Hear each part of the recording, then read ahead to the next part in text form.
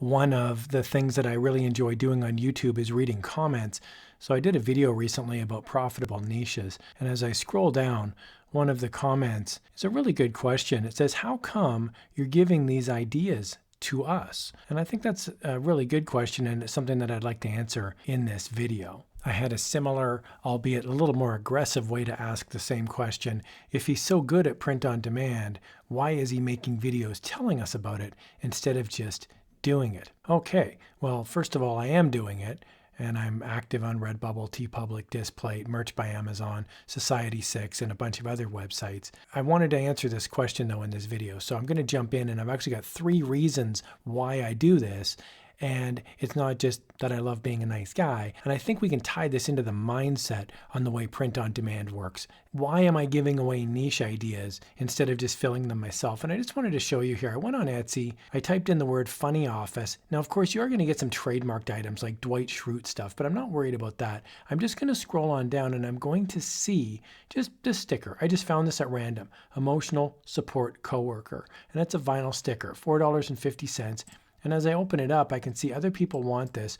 Over 20 people have this in their baskets right now. So this is just an example of where you can find, in minutes, you can find an idea that becomes a niche. Now, I have no other evidence that this is a great niche other than the fact that over 20 people have this in their basket. So I use Etsy a lot to find niche ideas.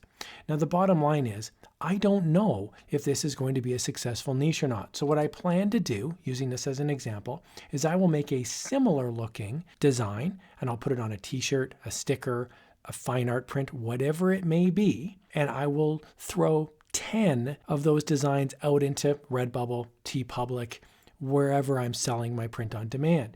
And then I will see if those items sell. Maybe it takes a month or 2, and maybe I make a couple sales.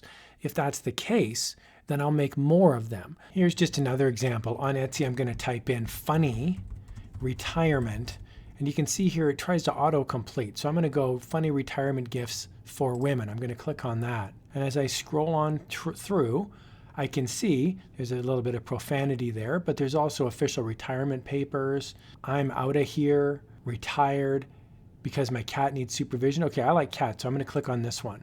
Okay, so I can see that this is a nice looking design. The shop has almost 1,000 sales. I can click on the shop itself, and I can scroll on through, and I can see if there's anything else that fits my desires for creating something. This is a great looking design here. And notice it says 5 people have this in their basket. This one says 3 people have this in their basket. I'm going to click on Perfect Ant. So what makes up this design? It's a cat that's been kind of chopped in half, and it's like a monogram. It's opened where you can put perfect ant, perfect husband, son, wife, nephew, whatever it may be. This is a great design because you could recreate it relatively easily. I'm not suggesting I'm going to copy it. I'm just looking at this going, it's got cats. It speaks specifically to an audience. It's positive. It's cute. It's relatively easy to make. I don't have the greatest graphic design skills in the world, but I'm okay. I could certainly make something like this. That's the thought process when I look at niches. I have literally 300 of these niches that I couldn't possibly fulfill myself. So one of the reasons why I do videos about niche marketing is because my attitude is somebody can jump in there and fill the niche. I could spend 12 hours a day, every day of the entire year, and I still couldn't finish all the niches that I find. Here in 2 minutes, I just found 2 more niches that I think could work. So ask yourself, could you make a better design than that? Here's another reason why I give away underserviced niches. So I just typed this in at random on TeePublic. I typed in Canadian football. And for those that may not know, there's actually a football league in Canada. It's kind of like the NFL, but it's called the CFL, and it's Canadian football. So here we can see there's some designs: Saskatchewan football, Hamilton football, Edmonton football. Now, these are not trademarked. Saskatchewan, for example, their team's called the Rough Riders. There's no mention of the Rough Riders, although the background is green. I think this is pretty safe. Here's a Canadian flag soccer ball design, Toronto football, Montreal football. Now, these are the top trending designs in a niche that when I scroll on down on TeePublic has 50 pages. Now, the first couple pages, these don't look like they're super complicated. This is a soccer ball with a Canadian flag on it. This is just the words distressed with a football. Could I make the design better? The answer most likely is yes. I am confident in my graphic design skills. So what I will often do is find a niche that's somewhat crowded, and I just don't care. I look at the graphics and I go, man, I think I can do as good or better than these. Remember, you only need to be slightly better than the designs that are trending, and you will make sales. It may take time, but you will make sales. I'm going to flip over to Redbubble for my third point, and I've typed in Toronto under stickers, and I can see there's 24,000 results. Now, yes, you're going to always see on Redbubble a bunch of trademarked garbage. There's the Toronto Maple Leafs, there's Tim Hortons.